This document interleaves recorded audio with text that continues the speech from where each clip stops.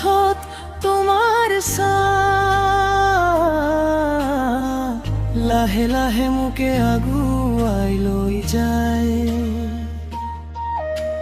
শব্দ নথকা এই অনুভৱে